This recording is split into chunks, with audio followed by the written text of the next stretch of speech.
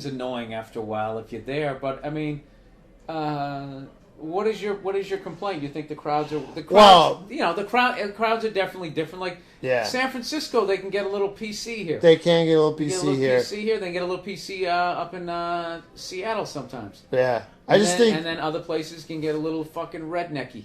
Yeah, it's like if you're not famous, no one gives a fuck who you are. That's bullshit. If you're funny, it's fine. You probably went down there and you were like, wow, this is L.A., right. This is going to be different. How is this going to be different? You probably got in your head a little bit. I did that. Yeah. And then all of a sudden you're on your heels a little bit and you don't get as much laughs. Then you feel bad and then you go, this fucking time. Well, I just know, I mean, I did a set where Greg Barron came up. He just said afterwards and he's just like, what the fuck's wrong with this crowd, man? I was like, I don't know. Oh, well, that could have been the crowd. Yeah, it was like a tighter crowd. But it's so hard to get stage time down there for guys like us too, because not you, but like guys like us, because like it's all who you know. No, it's well, there's a zillion guys. It's like it's like you're an ant and you show up at an ant farm and you want to be special. It's like, so it's there's two ways to do in LA. It's either you go there when you're really fucking young, and you put on a silly hat and maybe they'll fucking notice you because you're so young, they'll try to develop you. And then the other way is you get a little momentum. And then you go. And then, you try to pole vault your way into the club. And but those clubs, though, they don't make or break you. I mean, it's really, especially now, the way the business is, it's like, you two could sit around right now and come up with the fucking show idea, shoot it yourself, put it on the internet, and someone in LA can see it living here. So it's a weird, I don't know, it's this weird thing where artists have way more power, but like, there's so many people now. There's like fucking 300 zillion people's hands in the pie now. There's there's 500 channels. There's the entire internet. There's video games. There's DVDs. There's some people actually still read books. Trying to get people to fucking notice you at this point is. There's a lot of options. So you spent like 10 years in New York, then you made your move over to LA. Are you getting any love as far as like pilots or anything like that? You just did a pilot with Kevin Hart, right? And they're gonna make a decision on that in January, so we'll see. Wow. The whole premise about it. Can you talk about it? Or is it how do I describe the show? It's basically, we're playing enhanced versions of our personality. I'm still Bill Burr and he's still Kevin Hart in the show.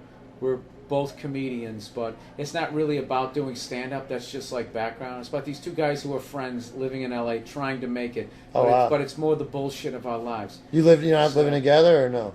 No, we're not going to literally do like no. He's married. Yeah. And he's dealing with the bullshit of being married. I'm a fucking commitment phobe, and we just ramp up different aspects. But I'm hoping, I mean, the pilot is I think it's really funny, and there's a lot further. For a pilot, I think it's really funny because I've seen like the Seinfeld pilot. You just it's rough. It's rough because you're figuring out the characters. So we kind of have the advantage that we're just playing enhanced versions of ourselves. So and plus, we had some really good guys like Bruce McCulloch from Kids in the Hall. Yeah, was the writer creator. He kind of. Oh, so he wrote it and then he casted you. No. Me and Kev just would show up telling him stories about our lives, and he would just sit there listening, laughing, and then he just. Oh, wow. Just sort of pick and choose, and then, it was really cool. Oh, that's really cool. That's totally like the artist thing. It's just like... Yeah, no. That guy is one of the funniest dudes I've ever met, and one of the best dudes.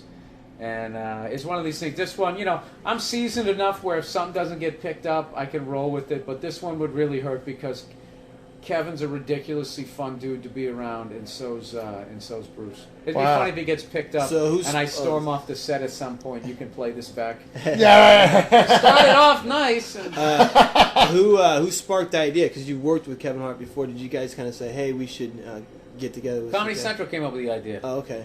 Me and Kev have done failed shows for them, and they said, "What if we glue them together?"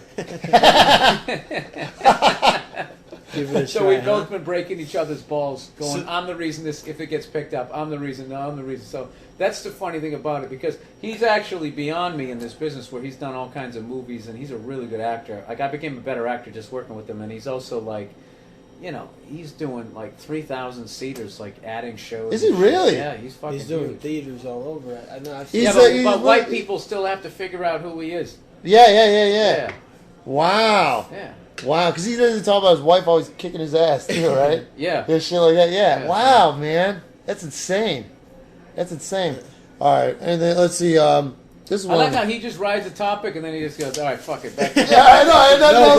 That's it. So wait, it's done. this is what I was gonna. So you got the guy that writes, and you kind of just you and Kat. He asked you guys basically just shoot shit about your life, and then he kind of wrote the script. So he's doing primarily all the writing for you guys. If the sitcom does, No, you have the option. You have the option. See, I want to be in there.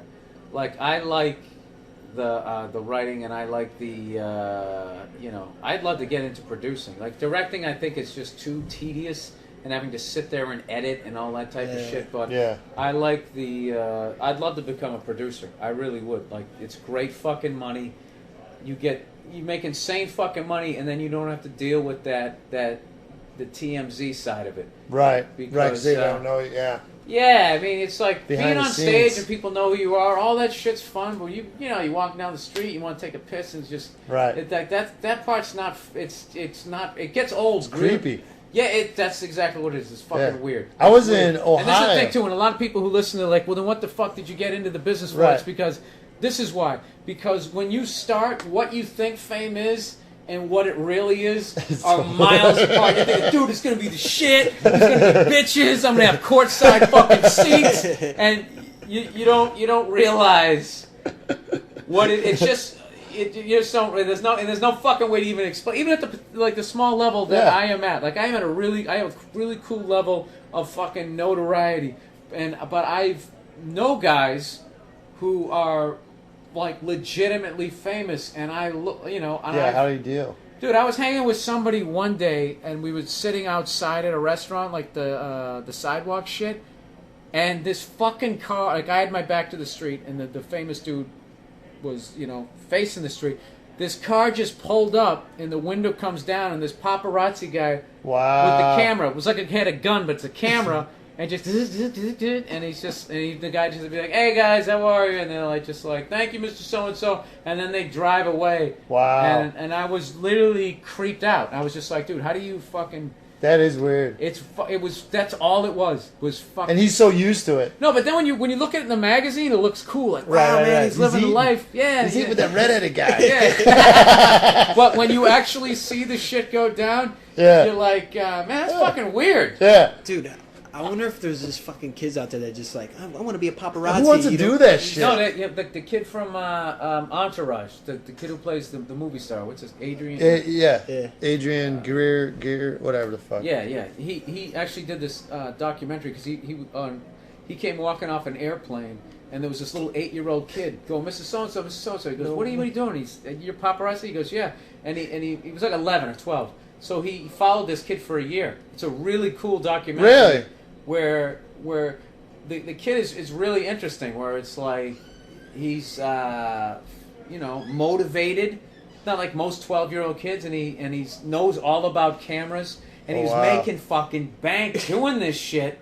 And he goes into the camera store. He goes, "Look at that!" And he had his new camera. He goes, "I can't believe I own this thing. It's got all the, he's talking about the shutter speed and all this. And it's like that psycho, that's sort of that off-white and black paparazzi camera. He's got the insane one. He goes, "Half the guys I work with don't have this one." And he had the advantage because he's a kid. And all these like hotties, like who's that Latino hottie there? The one, what the fuck's her name? She does Salma Hayek? No, she does the Guess Jean ads, like just ridiculously hot.